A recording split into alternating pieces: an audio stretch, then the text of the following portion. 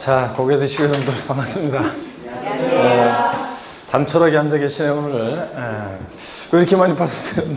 자, 5페이지 봅니다. 5페이지 보시면 오늘 세목별 중요 내용 비교를 해서 1절 이렇게 나와 있는데 몇 페이지까지 오늘 중점 두냐면 30페이지까지 오늘 그 학습 목표가 있습니다. 그래서 이 세목별로 취득세부터 양도소득세까지 요 중요 요 세목들의 내용들을 다 비교하는 거예요. 그래서 틀을 확실하게 잡는 거. 요게 이제 오늘 학습 목표고 30페이지까지가. 그 다음에 이제 31페이지부터 이어지는 내용들은 다 강의하지 않고 이제 그 어디에 어떤 내용들이 있는지 또 중요 내용 몇몇 내용들을 좀 설명하고요. 그렇게 할 거고. 그 다음에 이제 나머지 그 내용들은 여러분들이 이걸 갖고 다니면서 항상 이게 그 주요 내용들이 다 들어 있습니다. 그래서 다 들어 있는데 시험에서 중요한 내용들이 여러분들이 항상 이제 갖고 다니면서 시험 잘 갈 때까지 사전처럼 제가 말씀드렸다시피 사전처럼 항상 어떤 내용이 헷갈린다 그러면 이거 항상 비교해서 정리하고요. 그래서 어떤 수강생분은 뭐 이거로만 그냥 정리하시는 분도 계시는데 이거로만 정리해도 되긴 돼요. 잡다한 거 이렇게 좀 디테일한 거 그런 것들이 좀 없는데 그런 것들은 뭐 여러분들이 이제 문제를 통해서 보완하시면 되는 거니까 그래서 요거로 정리하시는 분도 계시고 그런데 뭐 그래도 되지만 어떡하나 이거 항상 사전처럼 갖고 다니면서 요약집하고 같이 보완해서 여러분들이 보시면 됩니다. 30페이지까지 오늘 학습 목표가 있고요. 그래서 중요 내용들을 여러분들이 세목별로 이제 틀을 확실하게 잡기를 당부드리고 5페이지 봅니다. 여러분 제1절 5페이지 보니까 세목별 중요 내용 비교 있죠? 과세 주체에 따라서 조세를 분류하는데 먼저 취득세는 과세 주체가 특광도고 특별자치시, 특별자치도는 뭐 11개 지방세 세금에 다 과세 주체가 되니까 당연히 나오는 거고요. 등록면허세 도구고 그래서 둘 다 취득세랑 도세인데 특별시 광역시에서 취득세는 특별시 광역시세인데 등록면허세는 자치 구세고요. 차이점이 있고 재산세 시군구고 종부세 양도세는 뭐 당연히 국세니까 관할 세무상이 되고요. 특징을 보면 등록면허세만 우리 형식주의 과세하죠. 그래서 등기등록이라는 형식 갖출 때 그 명의자에게 부과하는 그런 세금이고 나머지 주요 세금들은 다 사실주의 과세입니다. 실질주의, 사실주의. 그래서 등기, 등록, 허가 등과 뭐한다? 무관하게 과세가 됩니다. 그래서 등기되지 않아도 등록되지 않아도 허가받지 않아도 과세가 되고요. 등록면허세만 형식주의 명의자 과세는 그래서 등록면허세는 납세의무자 누가 되느냐 그러면 딴 거 없어요. 그 명의자가 누군지를 찾으시면 되는 거고 그 다음에 과세 대상부터 이제 본격적으로 한번 또 보도록 합니다. 자, 고개 드시고 여러분들 여기부터 목운동부터 합니다. 목운동부터. 자, 아이고 반대로 돌리시고 허리도 좌로 우로 돌리시고 자, 기지개 뒤로 화끈하게 제끼시고 여러분들 어깨 돌리시고 자, 보니까 뭐 처음 뵌 분은 오늘 오기로 한 적인가요? 누군지 알겠고 자, 알겠습니다. 하여튼 두 분 하여튼 반갑고 자, 여러분 과세 대상부터 보는데 과세 대상은 별표시를 여러분들 두 개 합니다. 여러분들 이 3과세 대상이 있잖아요. 그 제목 그 옆이나 위에다가 두 개 하시고 취득세 과세 대상은 뭐 독립한 문제보다는 종합 문제 속에서 이렇게 지문 한 줄씩 나오고요. 등록면허세 과세 대상은 시험에 의미가 없고 어떤 것을 등기등록 대상으로 하냐? 부동산 등기만 우리 시험범위니까 과세 대상의 의미가 없고 재산세는 과세 대상 우리가 기본적으로 알고 있어야 되고 종부세 과세 대상은 뭐 시험에 한 5년 계속 나왔었고요. 한 4년 나온 적이 있고요. 과세 대상은 종합 문제 속에서 독립한 문제에서 종부세는 출제가 되고 양도소득세 과세 대상은 올해 독립한 문제로 나올 수도 있고 또 아니면 또 양도의 유형과 묶어서 또 나올 수도 있고요. 그래서 과세 대상이 종부세하고 양도세에서는 독립한 문제로도 출제되는 중요한 부분이고 그 다음에 그래서 한번 과세 대상을 보는데 취득세 과세 대상은 우리가 포항 영일만이 고향인 사람 스토리를 통해서 공부했어요. 그래서 여기 보고 계시면은 대상 한번 보면 취득세 과세 대상이요. 자, 서울에서 포항 영일만 내려갈 때 갑이라는 7080 세대요. 토지 건축을 팔고요. 뭘 타고요? 항공기 타고 비행기는 항공기에 속해 있고 항공기 타고 뭘 타고? 차량 타고 포항 영일만 도착해서 어부에서 이렇게 열심히 했죠? 선박 취득해서 어업권 취득해서 고기 잡도 못하겠다. 강원랜드 갔었죠? 그래서 거기 골프, 콘도, 종합주택, 승마, 요트용권 분야하는 리조트사 건설하기 위해서 폐강사들이었죠. 그래서 광업권 취득해서 임목을 뭐로? 기계, 장비로 쌍밀고 건설을 한다고 했습니다. 그래서 무체재산권 중에서는 어업권과 광업권 대상인데 얘네들 참고적으로 출원에 의해서 원시 취득할 때는 어업권, 광업권 대상이 아니고 뭐 할 때만? 승계 취득할 때만 대상이 된다는 거. 자, 그 다음에 그 권리도 이렇게 나머지 뭐 회원권 같은 권리도 있고요. 그래서 자, 이렇게 취득세 대상 이런 것들. 그럴 때 그 취득세와 양도세 비교를 보면 여러분, 자, 전세권하고 지상권, 등기된 부동산 임차권이요. 또 아파트 당첨권, 분양권, 조합원 입주권 같은 이런 것들은 우리 양도소득세에서 부동산에 관한 권리라고 하는데 이런 것들이요. 이런 것들은 양도세 대상인데 취득세 대상은 아니라는 거예요, 여러분들이요. 취득세 대상은 아니다. 그래서 취득세에서는 이렇게 소유권을 취득해야지 소유권 이해 권리들 이런 것들 아니라는 거예요. 하여튼 지역권 같은 것도 당연히 아니고요. 그래서 하여튼 전세권, 지상권, 등기된 부동산 임차권, 또 아파트 당첨권, 분양권, 입주권 이런 부동산에 관한 권리는 양도소득세 대상은 되는데 취득세 대상은 아니라는 걸 비교하고 동그라미 2번에 보니까 어업권, 광업권은요. 취득세 대상인데 양도소득세 대상은 아닙니다, 여러분. 글씨가 굉장히 좀 작은데 이게 버전이 좀 글씨가 조금 작게 되어 있는데 어떡하래? 어업권, 광업권은 하여튼 취득세 대상이 되잖아요. 출원에 의해서 원시취득할 때는 대상이 아니지만 승계취득할 때는 대상이 된다고 그랬죠. 자, 근데 양도소득세에서는 일체 무체재산권이 대상이 아니죠. 어업권, 광업권, 저작권, 출판권 등 이런 거 비교하고요. 그 다음에 재산세 대상은 보시면 5가지인데 토지, 건축물, 주택, 선박, 항공기 5가지입니다. 그래서 재산세와 종부세 비교를 보면 건축물, 선박, 항공기, 별장이요, 분리대상 토지요. 자, 얘네들은 재산세 대상은 되는데 종부세 대상이 아니라는 거 다시 한번 확인하면서 종부세 대상은 토지하고 주택입니다. 그죠? 그래서 종부세 대상 아닌 것들 거기 정리해놨는데 일반 건축물이요. 이게 상가용이든 공장용이든 고급락장용이든 어떤 건축물이든 건축물은 종부세 대상이 아니라는 거. 그 다음에 별장 아니죠, 여러분들? 별장.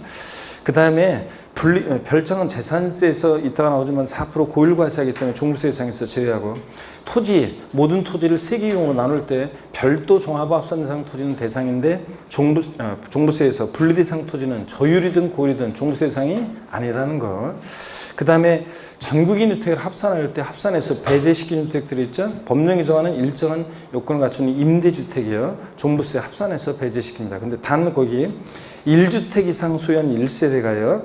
조정 대상 지역 내에서 새로 취득한 주택은 임대 주택으로 등록 시에도 어떻게 한다? 이거 합산 대상이 된다는 거. 2019년 개정세법이죠. 그래서 작년 2018년 9월 14일 9.13 대책 나와가지고 9월 14일 이후에 취득한 주택은 요거 임대주택으로 등록하는 경우에도 요거 종부세 대상에서 포함을 시킵니다. 그래서 정확하게 하면 1주택 이상 소유한 1세대가요. 그러니까 1주택이 있었어야 돼. 1세대 주택을 전부 합쳤을 때 1주택이 있고, 그러면 그 다음에 이제 조정대상 지역 내에서 2018년도 9월 14일 이후에 취득한 주택은 임대주택으로 등록하는 경우에도 이제 합산 대상이 됐다는 거 알아두시고요.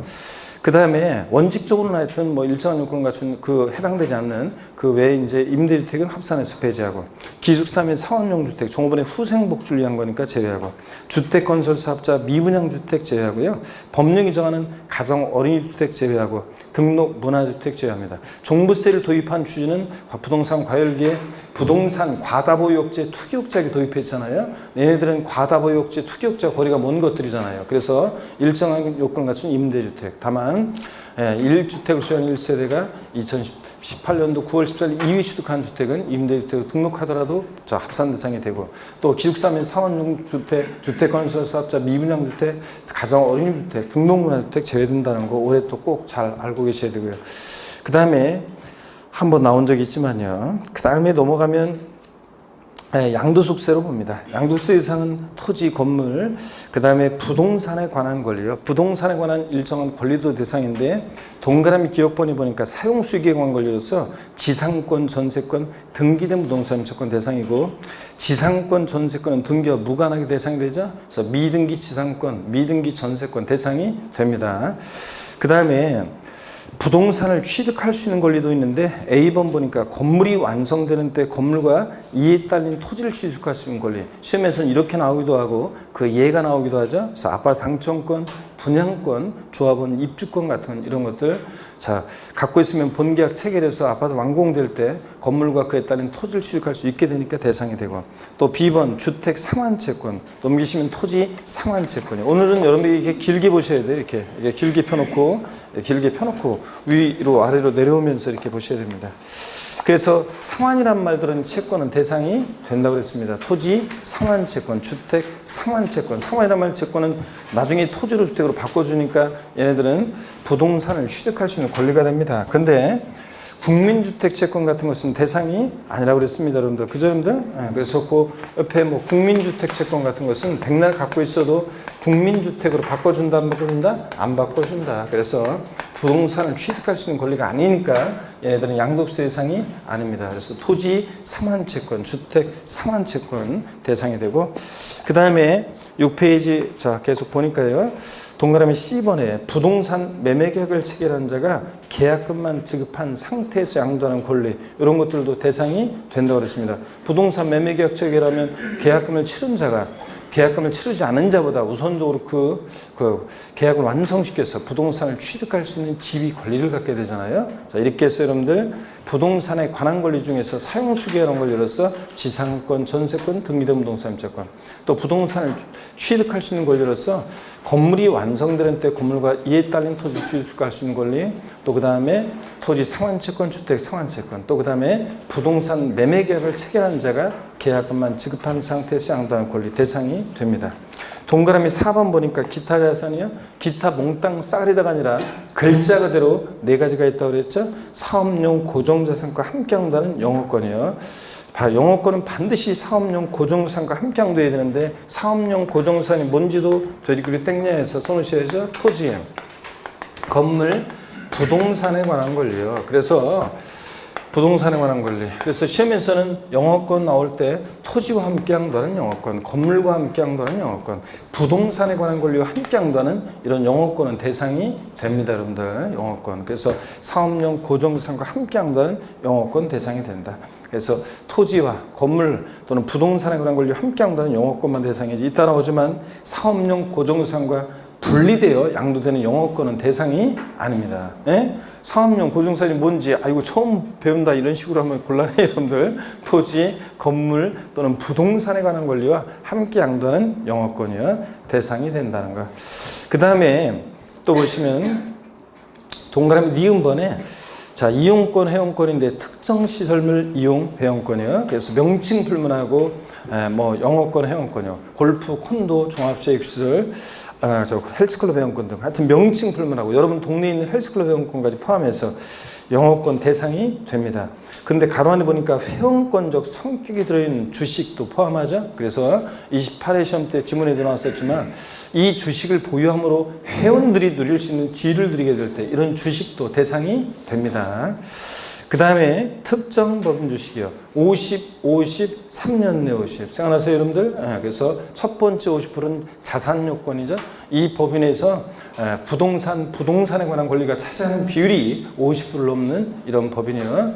이런 법인에서 두 번째 50%는 주주 요건이죠. 이 주주 1인과 그와 친족관계 등 특수관계자의 주식이 50%를 넘게 보유하고 있습니다. 그런 주주 1인과 그 특성계자가 주식을 여러 차례 걸쳐 양도했을 때 3년 내 50% 넘게 양도될 때 이 3년 내 50%는 양도 요건이죠. 양도 요건. 첫 번째는 자산 요건, 두 번째는 주주 요건, 세 번째는 자산 요건이요. 그래서 50, 50, 3년 내 50이요. 숫자를 바꿔서 시험에 나오는 거 아니라 그랬어요. 여러분들이 그냥 봤을 때 요거 50, 50, 3년 내 50 요거 보면은 이게 기타 자산으로서 양도소득세 대상이 된다는 것만 아시면 되고요. 두 번째 리을번 특수업종 영위하는 부동산 과다보유 법인 주식인데 특수업종이라는 게 골프장, 스키장, 콘도미니엄 같은 이 특수업종을 영위하는 부동산 과다보유 법인 주식인데 첫 번째 80%는 자산 요건이죠. 이 법인에서 부동산에 관한 권리가 차지하는 비율이 몇 프로 넘어요? 80% 넘습니다. 이런 법인은 단 한 주를 매각하더라도 대상이 된다. 그래서 여러분 어떻게 배웠습니까, 여러분? 기타 자산으로서 양도세 대상이 되는 주식 두 가지. 저를 보셔야죠. 50, 3년 내 50, 80% 단 한 주. 이거라고 했습니다. 이거 해당되는 주식이요. 이 기타 자산으로서 대상이 된다는 것만 하시면 돼요. 다 같이 한 번 더 어떻게? 50, 3년 내 50, 80% 단 한 주. 이렇게 하시면 되고. 그 다음에 5번 보니까 주식 또는 출자 지분이요. 기타 자산에 대한 주식을 제외하고 주권 비상장범 주식은 대주주 양도하든 소액주주 양도하든 무조건 대상이 됩니다. 근데 예외적으로 주권 상장범 주식은 대주주가 양도하거나 또는 엔드가 아니라 또는 장외 거래요. 증권 시장을 통하지 않고 장외 거래한 주권 상장범 주식만 대상이 된다고 그랬습니다. 자, 그래서 거기 또 내려오니까 6번에 파생상품 대상이 되죠? 파생상품 대상이 되고. 그랬을 때 대상 아닌 거 거기 정리해놨는데 용익물권 중에서 지상권, 전세권은 대상이 되는데 등기부관하게 지역권은 대상이 된다? 안 된다는 거예요. 그래서 대상 아닌 거 여러분들 특별히 또 방점을 찍어야죠. 미등기 부동산 임차권이에요. 부동산 임차권은 반드시 채권이니까 등기된 것만 대상이지 미등기 부동산 임차권은 아니라고 그랬죠. 예. 그 다음에 점포 임차권, 상가 임차인의 지위로서의 점포 임차권 아니라고 했습니다. 당구다이, 당구공, 당구큐대 이런 거 당구장 운영하는 임차인이 그 시찰물을 권리금 받고 다른 임차인한테 넘길 때 부동산에 관한 게 아니잖아요. 당구다이, 당구공 이렇게 하면서. 그래서 제가 정규 수업 시간에 어떤 주부 수강생한테 당구장 가봤어요 그랬더니 말을 할까 말까 망설이면서 막 그러고 헤매고 있길래 제가 아니 가봤어요 안 가봤어요 그랬더니 그냥 한 번 가봤다고 수강생이 얘기했잖아요. 한 번을 가봤든 두 번을 가봤든 가본 거죠. 그래서 결혼해봤냐 안 해봤냐 그러면 뭐 한 번 해봤어요 이런 거 똑같은 거라고 그랬잖아요. 자, 그래서 그럴 때 그런 점포 임차권 얘기해 드렸습니다. 아니고 저작권, 출판권, 특허권 등 아까 취득세하고 비교해 보니까 취득세는 어업권, 광업권은 대상이 됐잖아요. 근데 양도소득세는 어업권, 광업권 포함해서 저작권, 출판권, 상표권 등 일체 무체지상권 대상이 아닙니다. 그 다음에 영업권은 반드시 사업용 고정수상과 함께 양도해야지 단독 영업권만 양도하면 대상이 아닙니다. 그 다음에 F번에 소액주주가 장내 거래하는 주권 상장범 주식이요. 주권 상장범 주식은 대주주가 양도하거나 또는 소액주주가 양도하더라도 장외 거래할 때 대상이 됩니다. 소액주주 양도하더라도 장외 거래. 근데 대주주가 양도한 것도 아니고 소액주주 양도했죠. 장내 거래, 증권시장 통해서 양도하는 주권 상장범 주식은 대상이 아니라고 했습니다. 그 다음에 5번은 거기 그 5번 또 5번이 나오는데 이거는 왜 들어가는지 모르겠어요. 또 5번 거기 동그라미 5번 주식 출자집은 이어지는 요 그 기억 니은 요까지 내용은 지워버립니다. 삭제하시고 여러분들 X 그냥 해버리시죠. 삭제. 위에 나온 건데 뭐가 어떻게 편집이 어떻게 뭐가 되는 잘못된 들어가 버렸어요 또. 그래서 F번 요 이하 동그라미 5번 주식 또는 출자집은 그 관련한 내용은 요건 지워버립니다 여러분들. 지워버리고.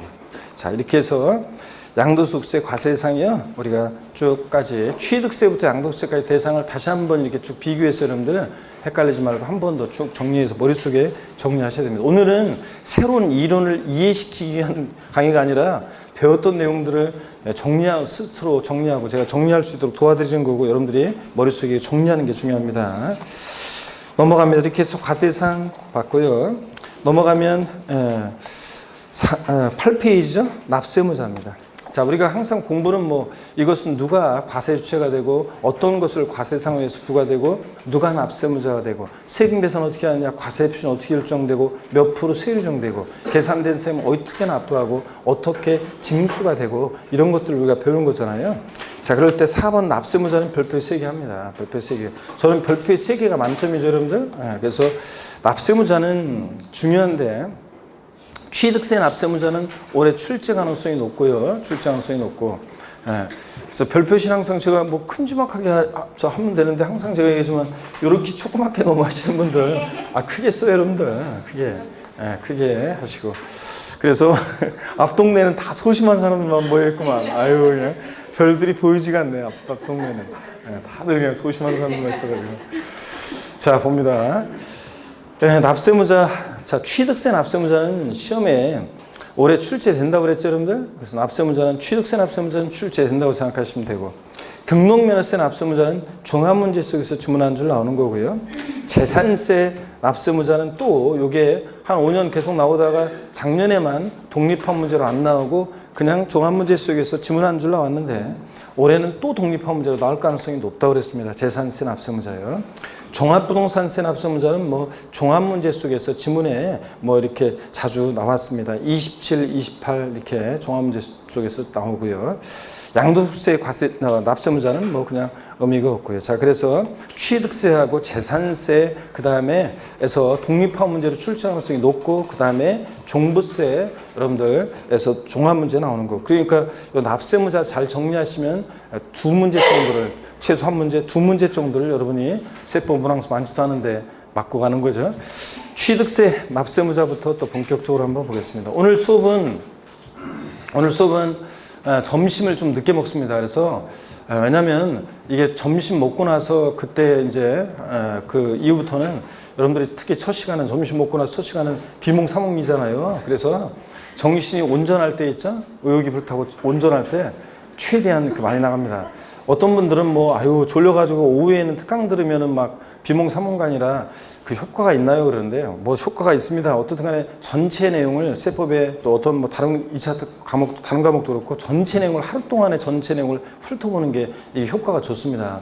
디테일하게 부분에 매몰되어 있는 것보다는 항상 공부는 전체 틀 속에서 이렇게 빠르게 한번 전체 훑어보는 게 좋거든요. 효과가. 그래서 특히 마지막에 이제 9, 10월 달 공부는 특히 공부 마무리는 계속 그렇게 해야 돼요. 전체 내용을 이렇게 스킵하면서 거기서 이제 뭐 문제 하거나 풀거나 그래서 틀린 부분이 있으면 그 부분을 보완해서 가는 거지 항상 공부는 전체 틀 속에서 빠르게 회독을 이렇게 많이 하는 게 좋습니다. 집중적으로 자세히 이렇게 보는 것보다는요. 그래서 요거 오늘 하여튼 그 정신 온전할 때 최대한 뭐 2시 가까이 그 강의를 하고 그 다음에 뭐 1시 한 40분, 50분 뭐 이렇게 그까지 하고 이제 점심시간 1시간 하고 오후에 또 이렇게 하겠습니다. 그래서 6시까지요. 그러니까 그 주요 세목별 요 비교 요 틀을 잡는 거예요. 요거에 이제 주안점이 있다고 그랬잖아요. 그래서 점심 먹기 전까지 요 중요 내용들을 틀 잡고 여기에 하여튼 힘을 쏟겠습니다. 그래서 진도는 이제 쭉쭉쭉 조금 속도를 빠르게 해가지고 쭉쭉 눈으로 스킵하면서 여러분들 머릿속에 정리하는 그런 식으로 이렇게 넣어주는 거니까 그거에 주안점을 두고 쭉쭉 나갑니다. 그리고 진도를 나가고 무슨 뭐 그 슬슬 이제 뭐 여담이나 이런 거는 이따 오후에 이따 졸릴 때 하기로 하고 오전에는 집중해서 자 한번 보겠습니다. 납세무자 별표 3개고 자 보겠습니다. 취득세 납세무자는 원칙적으로 등기 등록과 무관하게요. 사실상 취득한 자 또는 양수인이죠. 그래서 자, 취득세는 실질과세 원칙이 적용되니까 등기되지 않아도 등록되지 않아도요. 등기 등록을 이행한 자에 한해서 취득세 납세무자가 된다 그러면 틀리죠. 등기 등록과 무관하게 사실상 취득한 자 또는 양수인이 원칙 납세무자입니다.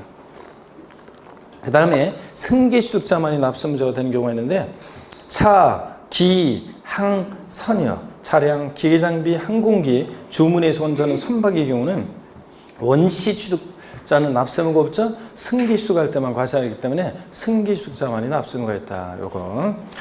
그 다음에 2번 보면요. 의제 납세무자가 되는 경우요. 납세무자를 보는 경우 동그라미 1번 건축물의 부속 설비나 부대 설비에 속하는 부분으로서 주체 구조부와 일체가 돼서 효용 가치를 이루고 있는 것에 대해서 주체 구조부 취득자 이외자가 가설한 경우에 주체 구조부 취득자가 함께 취득한 것으로 본다. 법령이 이렇게 되어 있어요. 그 말은 요거 임차인이 엘리베이터, 에스컬레이터 같은 승강기 이런 거 건축물의 조작설 부대 설비에 속하는 부분을 가설했을 때 주체 구조부 취득자 이외자가 가설했을 때도 주체 구조부 취득자가 함께 취득한 것으로 본다는 말은 누가 납세무자냐? 주체 구조부 취득자, 건물주지, 가설한 자 X라고 그랬습니다. 동그라미 2번 선박 차량 개장비 종류 변경의 경우에는 그 종류 변경으로 가액의 증가가 있을 때 가액의 증가를 취하겠다 의지하잖아요. 이런 간주 취득의 경우는 누가 납세무자냐? 종류 변경 시점의 소유자지. 종류 변경 후의 소유자 이렇게 바꿔낼 수 있다고 그랬습니다. X고. 동그라미 3번이요. 토지 지목 변경이요. 밭의 대로 지목이 변경돼서 가액의 증가가 있을 때 가액의 증가를 취하겠다고 의지합니다. 이때 누가 납세무자냐? 종류 변경, 지목 변경, 시점의 소유자지 후의 소유자가 아니라고 그랬습니다. 동그라미 4번 내려옵니다. 시설 대여 물건의 수입으로 인한 취득. 외국인 소유의 시설 대여 물건을 대여 시설 이용자에게 대여하기 위해서 수입할 때 누가 납세의무자라고 했습니까? 수입하는 자지. 대여시설 이용자가 아닙니다, 여러분. 대여시설 이용자 아니고 수입하는 자고. 5번입니다. 상속으로 취득한 자산은 누가 납세의무자냐? 상속인 각자. 대한이 민국이 만세. 각자가 상속으로 취득한 물건에 대한 취득세 납세의무자가 된다고 그랬습니다.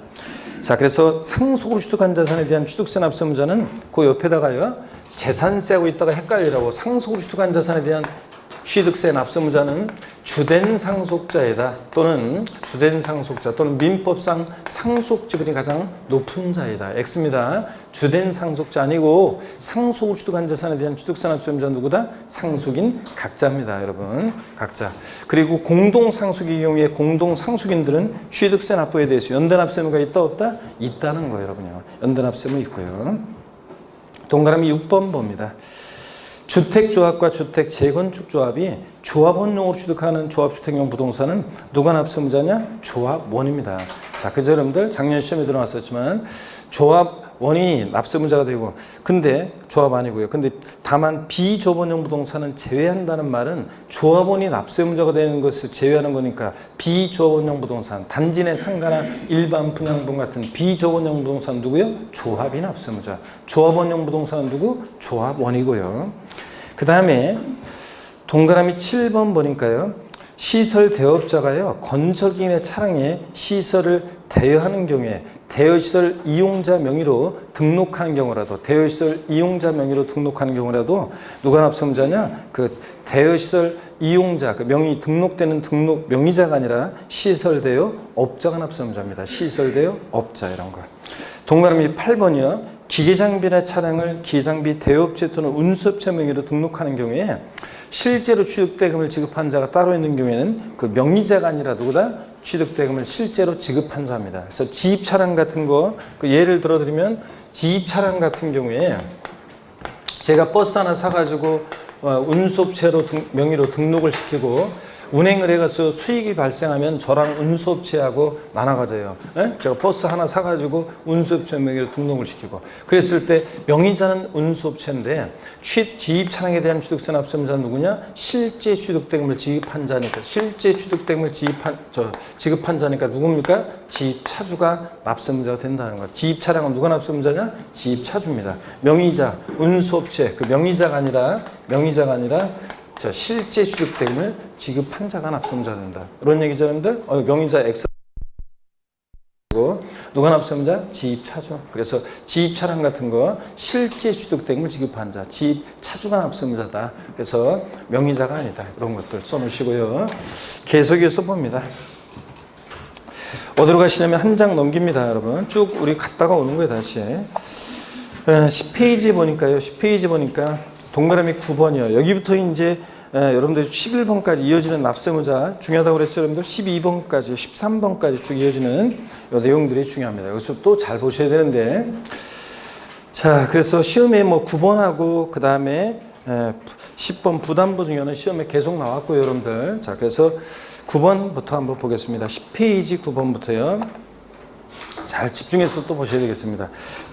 취득세 납세의무자 누가 되느냐 해서 9번 배우자 또는 직계존비속 부동산 취득의 증여의제. 무슨 얘기냐? 배우자 또는 직계존비속의 부동산을 취득할 때는 대가관계 인정할 수 없어요. 원칙적으로 증여로 취득한 것으로 의제 봅니다. 자, 우리가 취득세는 무조건 간주한다, 의제한다, 본다고, 양도소득세에서는 무조건 뭐다? 추정한답니다. 에? 추정이냐 간주가 취득세, 우리 세법, 부동산 세법에서는 헷갈릴 이유가 없어요. 취득세에서는 무조건 뭐다? 간주한다, 의제한다, 본다고. 양도세에서는 무조건 뭐다? 추정한답니다, 여러분. 자, 그래서 그런 거 뒤바꿔서 모의고사도 얼마 전에 제가 모의고사 보니까 그런 것도 바꿔서 나오던데 어떤간에 헷갈릴 거 하나도 없어요. 취득세에서는 간주한다, 의제한다, 본다고. 자, 양도세에서는 뭐다? 추정한답니다, 여러분. 그 다음에 하여튼 배우자 직계존속의 부동산을 취득한 원칙은 증여로 취득한 것으로 보는데요. 다만 다음의 경우는 유상취득으로 본다. 그래서 포인트는 시험에 계속 나왔던 것도 그렇고, 또 포인트는 유상취득으로 보느냐 무상취득으로 보느냐, 이게 포인트고, 그걸 뒤바꾼다고 그랬습니다. 먼저 유상취득으로 보는 경우, 대가관계 입증이 되는 경우들이죠. 기업번 공매를 통해서 부동산 취득한 경우요. 키워드에 제가 짙은 색으로 다 해놨어요. 공매나 경매를 통해서 부동산 취득했다. 아버지 부동산 공매 경매 도움하는데 아들이 경락을 받는다. 대가관계 입증이 되죠. 유상 취득으로 봅니다. 니은번 파산 선고로 인해서 처분되는 부동산을 취득했다. 법원이 개입돼 있으니까 입증이 되죠. 객관적으로. 그래서 유상 취득으로 보고. 디귿번 권리 이전이나 행사에 등기 등록이 필요한 부동산을 서로 교환한다. 공시가 되니까 다 드러나죠. 대가관계 입증이 됩니다. 그래서 시험에 나왔던 것이 직계 비속이 직계 존속의 부동산을 등기를 요하는 부동산을 교환으로 취득한 경우에 무상으로 취득한 것으로 본다. X죠, 여러분들? 아이고, 그래서 오늘은 이해를 위한 강의가 아니라 이제 주요 내용들을 쭉 읽어서 머릿속에 헷갈리지 않게 이제 비교하는 게 포인트인데, 직계 비속이 직계 존속의 등기를 요하는 부동산을 교환으로 취득한 경우에 무상으로 취득한 것으로 본다. X죠, 여러분들? 뭐다? 유상 취득으로 봅니다. 교환. 리을번, 보니까 해당 부동산 등의 취득을 위해서 대가를 지급한 사실을 증명한 경우에요. 그 대가를 사실을 증명하는 경우라는 게 어떤 경우냐? A번, 그 대가를 지급하기 위해서 취득자 소득이 입증된다거나 아들이 그것을 아버지 부동산 취득했는데 그것을 취득할 만큼의 소득이 아들의 소득이 입증된다거나 B번 소유재산을 처분 또는 담보한 금액으로 해당 부동산 취득한 경우 아들이 아버지 부동산 취득했는데 자기 재산을 처분한 금액으로 샀다는 것이 입증되거나 자기 재산을 은행에 담보로 대출받았었다는 게 입증되거나 이런 경우는 유상 취득으로 보고요. 내려옵니다. C번 이미 상속세 또는 증여세를 과세에 비과세 감면받은 경우 포함해서 받았거나 신고한 경우로서 그 상속받거나 수증, 증여받은 재산가액으로 대가를 지급한 사실이 입증되는 이런 경우에도 역시 유상취득으로 본다고 했습니다. D번 기타 이외에 준하는 것으로 취득자의 재산으로 대가를 지급한 사실이 입증되는 경우에는 배우자 직계존비속의 부동산을 취득하더라도 뭐라고요? 유상으로 취득한 것으로 봅니다. 동그라미 10번 부담보 증여의 채무 인수액에 대한 유상 취득 의제예요. 부담보 증여 여러분 다시 한번 봅니다. 부담보 증여에서 여러분 우리 취득세하고 양도세 묶어서 제가 계속 부담보 증여를 소개해 드렸어요.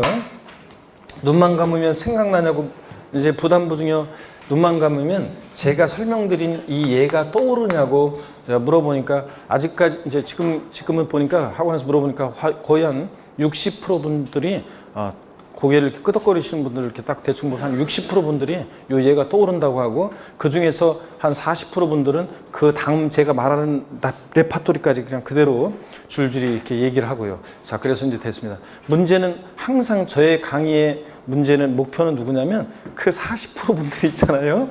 이분들이 어떻게 저의 강의의 목표고 공부 지금 현재 잘하고 있고 막 잘 듣고 있는 분들은 어차피 이제 마무리 잘 할 거고 그래서 이제 당연히 세법에서 이제 저의 자랑과 보람이 될 사람들이고 문제는 뭐냐면 실전에서 있잖아요. 실전에서 수업 잘 들었고 이제 마지막 10월 달까지 남아있는 제 강의를 끝까지 들은 사람들은 대부분 이제 강의를 끝까지 들은 사람들의 대부분은 보통 한 70%, 60% 분들이 70% 정도 되는 분들이 10개 이상은 다 맞습니다. 근데 이제 문제는 뭐냐면 그 한 30% 정도 되는 분들이 10개 이하를 맞는단 말이죠. 그래가지고 구원을 받았는지 못 받았는지 이런 얘기하고 어떤 수강생분은 작년에도 그랬다고 그랬잖아요.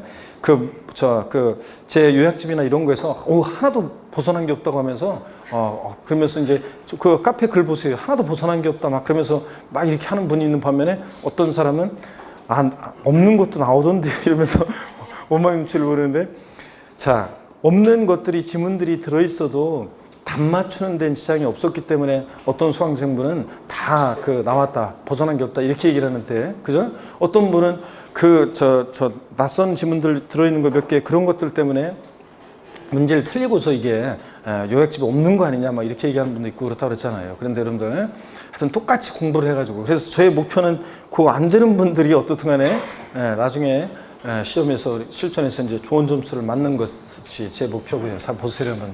요 예요. 부담보 증여 우리 다시 한번 보세요. 갑이라는 사람과 을이라는 사람이 있는데 갑이 시가 5억 상당의 토지를 증여하고 증여자 갑이고 좀 빨리 설명드릴게요. 증여자 갑이고 증여를 받는 수증자 을이고요. 5억 상당 토지를 증여하려고 하는데 내가 그 토지를 담보로 은행에서 3억 원 빌려 쓴 거 있는데 저당권 설정돼 있어요. 요거는 네가 좀 갚아줘야 되는데 미쳤냐 그런 사람이 없이 알았어 내가 알아서 갚을게 이런다고 그랬잖아요. 자, 수증자가 알았어 내가 알아서 갚을게 그 말은 수증자가 이 채무요 증여자가 갚아야 할 돈 이 채무를 인수하기로 했다는 얘기죠. 수증자가 그랬을 때 증여자와 수증자 내들 세무관계를 말해봐라. 증여자는 수증자가 인수하는 이 채무 인수액 상당액 3억 부분에 대해서 뭐요? 양도소득세 계산에서 납부할 의무가 있다고 그랬죠. 양도에 당하려면 반드시 대가를 받고 이전해야 되는데 무슨 대가를 받고 이전하냐? 자신이 갚아야 할 돈 3억 원을 수증자가 대신 갚아주니까 증여자는 3억 원만큼 채무를 면하는 대가를 받았다 본다고 그랬습니다. 그랬죠? 그럴 때 이 채무 인수액 상당액이요. 채무 인수액 상당액은 증여자 입장에서 보면 요거는 증여자 입장에서 보면 요건 뭐다? 양도에 해당하는 금액이라고 그랬습니다. 그래서 증여자 입장에서 보면 요것은 양도에 해당하는 금액이고요. 그래서 시험에서 요 부담보 증여 사례에서 다음 중 양도소득세가 과세되는 양도에 해당하는 양도 금액은 얼마인가? 얼마라고 했습니까? 3억 원. 수증자가 인수하는 3억 원이 양도에 해당하는 금액이고요. 자, 그 다음에 취득세 입장에서 보면 취득세는 유상무상 불문하고 취득세가 부과돼서 5억 전체로 취득세는 상속받았든 증여받았든 유상이든 무상이든 취득세가 부과되는 5억 전체에 대해서 취득세가 부과됩니다. 다만 적용되는 세율이 달라지는데 자, 채무인수액 상당액은 뭐로? 유상 취득한 것으로 보고 그래서 유상 취득에 대한 세율이 적용되고요. 그 다음에 근데 이제 주의할 건 이거예요. 이 채무인수액 상당액이 2018년도에 이제 신설된 규정이 뭐냐면 2018년도 개정세법이 작년 개정세법이 요 채무인수액 상당액이 있잖아요. 요거 유상취득으로 보는데 다만 배우자 직계존비속 간의 부담보증의 경우는 이 채무인수액 상당액은 원칙적으로 앞에 아까 봤던 몇 번이에요? 아까 앞에서 봤던 동그라미 9번 있잖아요. 요 규정을 준용한다고 법령이 돼 있어요. 자, 배우자 직계존비속 간의 부담보증의 경우는 그 동그라미 9번의 규정을 준용한대요. 그럼 뭐냐면 채무인수액 상당액도요. 배우자 직계존비속 간에는 만약에 대관계가 입증이 되면 유상 취득한 것으로 보고 에이? 눈 뜨고 채무인수액 이외자산 부분은 뭐로요? 에? 증여로. 그러니까 그 얘기는 뭐냐면 채무인수액 상당액 혀가 꼬였다 지금. 자, 이렇게 있으니까 솔립지. 아유, 이게 손 풀고. 아이고. 자, 그래서 보세요. 그 동그라미 9번의 규정을 준용한다. 배우자 직계존비속의 부동산 취득의 증여 의제 규정을 준용한다는 것은 배우자 직계존비속 간의 부담부 증에 하면 이 채무인수액도예요. 채무인수액도 자, 만약에 단 배우자 또는 직계존비속 간이다. 배우자 직계존비속 간이다. 그러면 배우자나 직계존비속 간이다. 그러면 부담보증에 있다. 그럴 때는 이제 원칙은 자 뭐라고요? 증여로 취득한 것을 봅니다. 근데 예외적으로 대가관계가 입증이 되면 대가가 입증이 되면 그럴 때는 이제 대가 입증이 되면 이럴 때는 유상으로 취득한 것으로 보고요. 이렇게 됩니다. 그래서 배우자 직계존비속 간에도 간의 부담보증액에 따르면 채무인수액 상당액도 원칙은 유상 취득한 것으로 보는데 다만 배우자 직계존비속 간의 부담보증액의 경우에는 증여로 취득한 것으로 보고 대가는 인정할 수 없으니까. 근데 채무인수액 상당액도 근데 대가 입증이 되면 뭐라고요? 유상으로 취득한 것으로 보고 그렇습니다. 자, 그 다음에 채무인수액 이외자산 부분에 대해서 채무인수액 이외자산 부분에 대해서요. 이외자산. 요 사례 같으면 지금 2억 원, 요 채무인수액 이외자산 부분 5억에서 3억 뺀 2억 부분에 대해서 수증자는 증여세, 자, 공짜로 받았으니까 요거는 증여세가 부과될 수 있고 또 취득세 입장에서 보면 채무인수액 이외자산 부분은 뭐라고요? 무상으로 공짜로 받았으니까 무상으로 취득한 것으로 본다 그랬습니다. 그렇죠, 여러분들? 그런 얘기입니다. 자, 그러면 다시 한번 교재를 보겠습니다. 교재를 보시니까 동그라미 우리 9번, 자 10번입니다. 10번 보니까 11페이지 부담보 증여의 경우 채무인수액에 대한 유상취득의제. 자, 기억본봅니다. 증여의 채무를 인수하는 부담보 증여의 경우에 채무액 상당의 부분은 뭐라고요? 유상으로 취득한 것으로 보고 대가관계 있다고 봐서. 다만 배우자 또는 직계존비속으로부터의 부동산 등의 부담보 증여는 동그라미 9의 규정을 준용합니다. 그래서 원칙적으로는 채무액 상당액도 무상취득으로 보고, 근데 대가 지급이 입증되면 뭐라고요? 유상취득으로 봅니다. 그래서 배우자 직계존 밀속 간의 부담보 증여의 경우 채무액 상당액, 요거 항상 뭐 유상취득으로 본다 그래도 틀립니다. 그래서 또 항상 무상취득으로 본다 그래도 틀리고요. 그래서 요거 대가 입증이 되면 유상취득으로 보는 경우도 있다는 거. 자, 그 다음에 넘어갑니다. 12페이지까지 갑니다. 동그라미 니은번에 위 기억의 경우에 채무인수액 이외 자산은 뭐라고요? 무상취득으로 보고요. 채무인수액 이외 자산 부분은 공짜로 받았으니까 뭐로? 무상취득으로 보고. 그래서 25회 시험 때 시험에 나왔던 것이 25회 때 나왔던 것이 다음 중 유상취득으로 보는 경우이다. 틀린 거. 그때 정답 지문이 부담보 증여의 경우 채무인수액 이외 자산을 취득. 채무인수액 이외 자산을 취득할 때, 자, 유상취득으로 보는 경우이다. 틀린 거. 그때 정답 뭐라고 이거? 무상취득으로 봅니다. 채무인수액 이외 자산 부분은. 이해되십니까, 여러분? 그 다음에 또 계속 이어서 보시니까 동그라미 11번입니다. 상속재산의 재분할에 따라 추가 취득 시 증여 의제예요. 요거는 마음 착한 삼형제 스토리라고 그랬습니다, 여러분들. 그죠? 그래서, 자, 삼형제가 부모님 돌아가시고 나서 상속재산 이렇게 상속을 받았는데 세 명의 상속인들이 부모님 돌아가시고 나서 공평하게 상속재산 협의해서 분할로 취득합니다. 처음에 분할로 취득할 때는 자, 각자 상속인 갑을병 각자가 상속으로 취득한 거죠. 상속으로. 근데 부모님 돌아가시고 나서 일주기가 다가오는 어느 날 하여튼 마음 착한 형님들이 막내하고 똑같이 나누는 건 좀 그렇다. 오히려 불공평하다. 막내한테 좀씩 더 주자 그래서 좀씩 더 주잖아요. 그래가지고 상속재산이 분할이 됐다가 협의해서 재분할로 초과 취득하는 부분에 대해서 이 초과 취득하는 부분은 뭐라고요? 이거 증여로 취득한 것으로 본다고 그랬습니다. 재분할로 초과 취득한 부분은 증여로 취득한 걸로 봅니다. 그래서 여러분들 이 얘기라고 그랬습니다. 자, 그럼 교재 보겠습니다, 여러분들.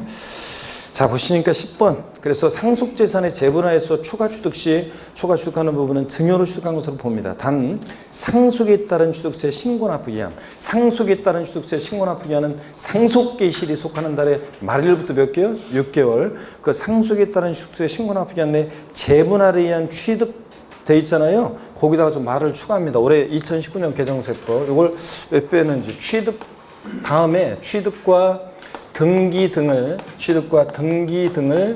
모두 마친 경우 자, 이렇게 요 말을 더 거기다 추가합니다. 그래서 재분할에 의한 취득과 등기 등을 모두 마친 경우 등의 경우는 제외. 그래서 세 가지가 우리 요약집이나 기본서에 보면 세 가지가 나오는데 나머지 두 가지는 빼고 하나만이라도, 자, 상속에 따른 취득세 신고납부기한 내 재분할에 의한 취득과 등기 등을 모두 마친 경우는 제외한다는 말은 뭐예요? 증여받아 취득한 것으로 보는 것에서 제외하는 거니까, 자, 요거는 뭐다? 이제 증여로 취득한 걸 보지 않고 이런 경우 등에 있어서는 상속에 따른 취득세 신고납부기한 내 재분할에 의한 취득과 등기 등을 모두 마친 경우에는 요 증여로 이때는 증여로 보지 않고 뭐로요? 상속으로 취득한 것으로 본다는 거. 증여로 취득한 것을 보지 않고 상속으로 취득한 것으로 본다는 거. 이렇게 써놓습니다, 여러분. 그래서 올해 2019년도에 표현이 개정이 된 게 상속에 따른 취득세 신고납부기한 내 재분할인 경우에는, 자, 원칙은 이런 경우에 증여받아 취득한 걸 보지만 이런 경우에는 제외한다고 그랬어요. 상속에 따른 취득세 신고납부기한 내 재분할에 의한 취득과 재분할에 의한 거기 취득돼 있죠. 그 취득 다음에 이제 요거 추가라고 했잖아요. 취득과 등기 등을 모두 마친 경우에는, 자, 이런 경우에는 제외한다고 그랬으니까 제외한다는 것은 이때는 증여받아 취득한 걸로 보지 않고 뭐로? 상속으로 취득한 것으로 봅니다, 여러분. 그래서 깊은 내용까지 정확하게 알아두셔야 되겠습니다. 개정이 있었기 때문에. 자, 11번. 그래서 요건 아직 9번하고 10번은 시험에 몇 번씩 나왔는데 요 11번만 아직 시험에 안 나왔어요. 그러니까 잘 알아두라고 그랬습니다. 상속재산 재분할에 따라 초과 취득하는 부분은 원칙 증여받아 취득한 걸로 보는데, 다만 상속에 따른 취득세 신고납부기한 내 재분할에 의한 취득과 등기 등 모두 마친 경우에도 증여받아 취득한 걸로 본다 그러면 틀려요. 이때는 상속으로 취득한 것으로 본다는 거. 자, 12번 보겠습니다. 택지공사가 준공된 토지에 사실상 지목 변경으로 가액이 증가한 경우에 취득한 것으로 봅니다. 그래서 여러분들 요거 13번이요.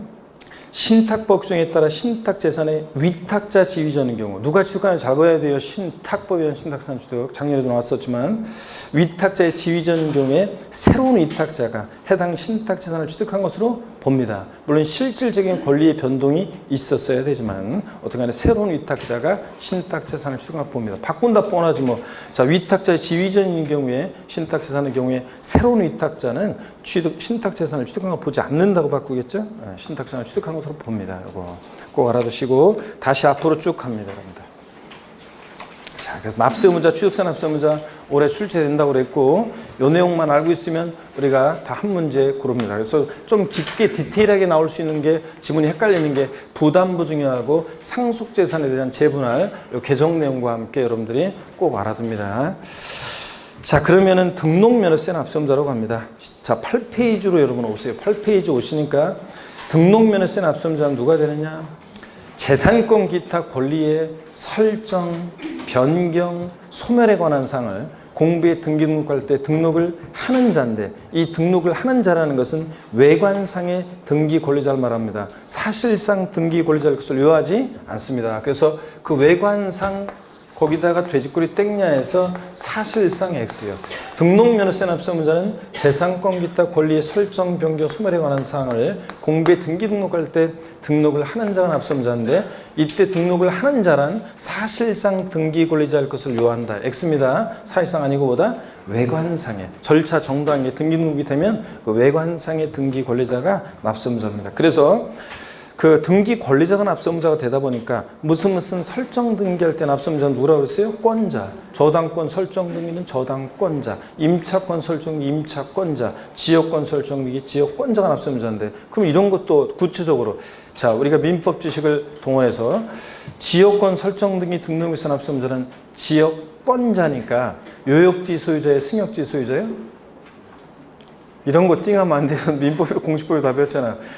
그 시험에서는 지역권 설정 등기 납세의무자는 뭐 승역지 소유자이다 또는 요역지 소유자다 이렇게 나올 수도 있어요. 누가 납세의무자다?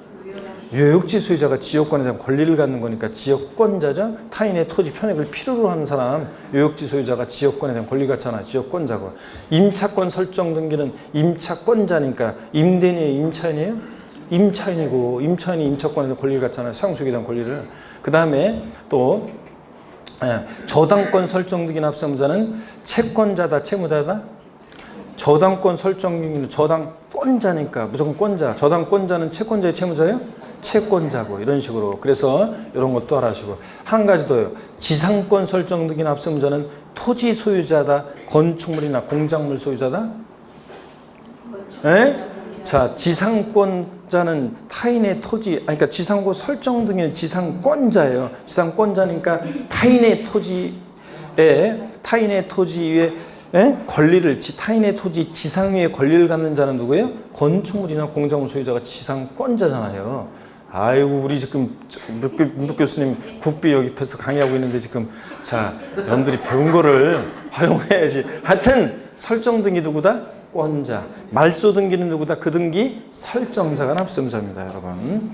자, 그 다음에 재산세 납세의무자 보겠습니다. 재산세 납세의무자는 하여튼 올해 또 독립화 문제가 나올 가능성 높고 안 나오면 하다못해 종합문제 속에서라도 무조건 나옵니다. 재산세 납세의무자는 원칙적으로 과세기준일 현재 재산을 사실상 소유하는 자입니다.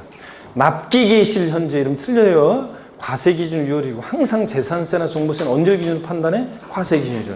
6월은 이제 재산을 사실상 소유하는 자지 원칙 재산세 과세 대장상의 소유자이다. X입니다. 원칙 사실상 소유자입니다. 공유재산의 경우는 누가 납세의무자? 지분권자, 지분권자. 지분의 표시가 없을 때는 지분이 균등한 것으로 봐서 지분권자입니다. 시험에서는 공유재산의 경우 재산세 납세의무자는 공유자 중에서 지분이 가장 큰 자로 한다. X입니다. 또 지분의 표시가 없을 때는 뭐 공유자 중에서 최연장자로 한다. 지자체 장애 지정하는 사람으로 한다. X입니다. 지분의 표시 없어도 누구나 지분이 균등한 것으로 봐서 누가? 지분권자입니다. 지분의 표시 없으면 50%씩 균등한 것으로 봐서 지분권자. 예외 봅니다. 공부상 소유자가 되는 경우. 원칙은 사실상 소유자인데 예외적으로 공부상 소유자가 납세의무자가 되는 경우도 있죠. 기업권 권리 변동 등이 있는 경우에 권리변동 사실을 신고하지 않아서 과세권자가 언제 잔금 치러주고 이런 걸 몰라. 그래서 사실상 소유자를 알 수 없을 때 누가 납세의무자? 공부상 소유자. 그래서 뭐 28회 때 나왔던 것은 권리변동 등이 있는 경우에 신고하지 않아서 사실상 소유자를 알 수 없을 때는 공부상 소유자가 아닌 사용자이다. 이렇게 바꿔서 나왔었는데 아니고 이런 경우 누가 납세의무자? 공부상 소유자. 니은번 공부상 개인 명의로 등재되어 있는 사실상의 종중재산을 종중 소임을 신고하지 않아서 사실상 소유자를 알 수 없을 때 누가 납세의무자입니까? 공부상 소유자. 종중 소임을 신고하면 누구고? 종중이고. 자, 공부상 개인 명의로 등재되어 있는데 종중 소임을 신고 안 하면 실제는 종중재산인데 그럼 어떻게 하래요? 과세권자가? 공부상 소유자. 종중 소임을 신고에 따르면 종중입니다. 동그라미 2번에 주된 상속자가 되는 경우 봅니다. 상속이 개시된 재산으로서요. 상속 등기 이행되지 않고 사실상 소유자 신고도 안 됐어요. 그럼 누가 납세의무자? 주된 상속자. 결정의 제1순위는 누구다? 거기 아래 나와 있죠? 주된 상속자 결정의 제1순위는 민법상 상속지분이 가장 높은 자예요. 2순위는 누구고요? 배우자가 상속지분이 가장 높은 자인데 1.5 자녀들은 1 똑같고 상속지분이 가장 높은 자 배우자가 2명 이상일 일은 없고 자녀들만 이렇게 있을 때 그럴 때 상속지분이 가장 높은 자 2인 이상인 경우에 누구다? 연장자 나이가 제일 많은 사람이 재산세 납세의무자가 된다. 그래서 시험에서 상속 개시된 재산으로 상속 등기 이행되지 않고 사실상 소유자 신고되지 않는 경우에 최근에 나왔던 것은 공동 소유자 공동 상속인 각자가 납세의무자가 된다. 상속 등기 안 됐으니까 누가 상속받을지 포기할지 모르죠. 그러니까 공동 상속인 아닙니다. 그 다음에 상속 등기는 안 됐더라도 사실상 소유자 신고가 됐다 그러면 누구다? 신고된 사실상 소유자입니다. 에? 사실상 소유자 신고되면 신고된 사실상 소유자. 상속이 안 됐어도 둘 다 안 됐을 때 누구다? 주된 상속자. 민법상 상속지분이 가장 높은 자요. 자, 이렇게 해서 알아두시고 아까 취득세에서는 상속으로 취득한 자산은 누가 납세의무자라고요? 상속인 각자. 이거하고 헷갈리면 안 되고요. 그 다음에 서로 뒤바꿔내잖아요. 재산세하고 취득세에서 하고. 3번 매수계약자가 되는 경우요. 국가, 지자체, 지자체 조합과요. 반드시 연부매매계약 체결하고요. 그냥 매매가 아니고 그 재산의 사용권을 무상으로 받은 경우에는 자 공부상 국가 등의 소유지만 실제로 권리변동됐다고 해서 누가 납세의무자? 매수계약자입니다. 근데 니은번 봅니다. 국가가 선승을 받아 조성하는 매매용 토지로서 사실상 조성이 완료된 토지 사용권을 무상으로 받은 경우에는 그 사용권을 무상으로 받은 자를 매수계약자로 본다고 해요. 똑같아요. 공부상 국가 등의 소유지만 실제로 권리변동됐다고 봐서 누가 납세의무자? 사용권을 무상으로 받은 자. 즉 매수계약자, 사용권을 무상으로 받은 자가 납세의무자입니다. 그래서 이거 뭐 국가 등과 연부매매계약 체결하고 무상사용권을 부여받은 자산은 국가 등의 소유임으로 비과세한다. X입니다. 권리변동 됐다고 봐서 매수계약자고.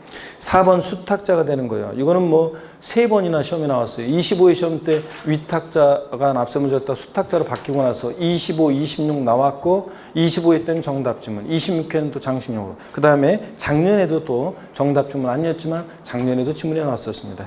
신탁법에 따라 수탁자 명의로 등기 등록된 신탁재산 누가 납세의무자냐? 수탁자입니다. 수탁자.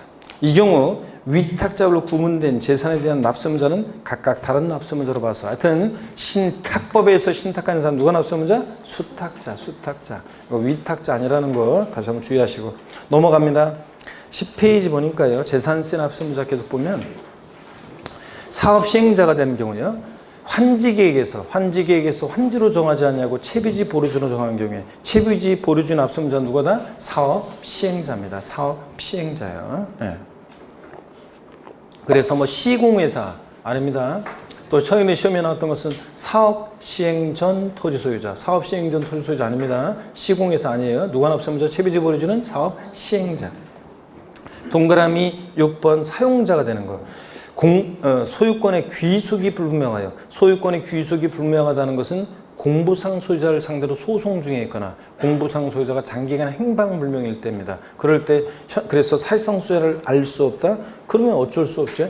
재산세는 수익세이기 때문에 현재 이 재산을 사용하고 있는 누구? 사용자입니다. 근데 시험에서는 소유권의 귀속이 불분명하여 사실상 소유자를 알 수 없을 때는 공부상 소유자이다. 그럴듯하지만 공부상 소유자는 어디 간지 알 수 없거나 그 자를 상대로 소송 중이니까 누구다? 사용자. 하여튼 소유권 귀속 불분명하다. 요거 딱 누구예요? 사용자. 요거. 7번 수입하는 자 2019년 올해 신설된 규정이죠. 올해 신설된 거. 외국인 소유의 항공기 또는 선박을 임차에 수입할 때 누가 납세의무자? 수입하는 자. 수입하는 자 납세의무자고. 그래서 바꾼다 뻔하지 뭐. 임차하는 자. 임차하여 사용하는 자. 아니고 누가 납세의무자? 수입하는 자.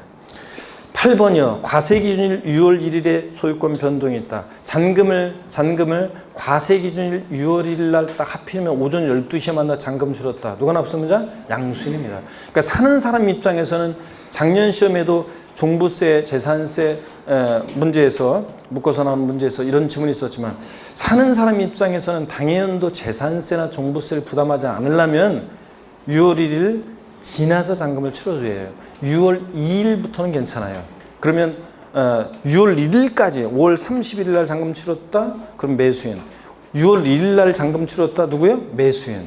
예? 누가 매수인은 6월 1일 지나서 잔금을 치러야지 당연도 재산세, 종부세를 부담하지 않는다 그랬습니다. 그래서 여러분들 재산세는 항상 종부세는 6월 1일 기준으로 판단하니까 6월 1일까지 잔금 치르면 누가 납세의무자? 양수인. 매수인이 납세의무자입니다. 그 다음에 앞으로 갑니다, 여러분들. 자, 이렇게 해서 8페이지 납세의무자 계속 좀만 더 이어서 보시면 8페이지 납세의무자입니다. 종부세 납세의무자 봅니다.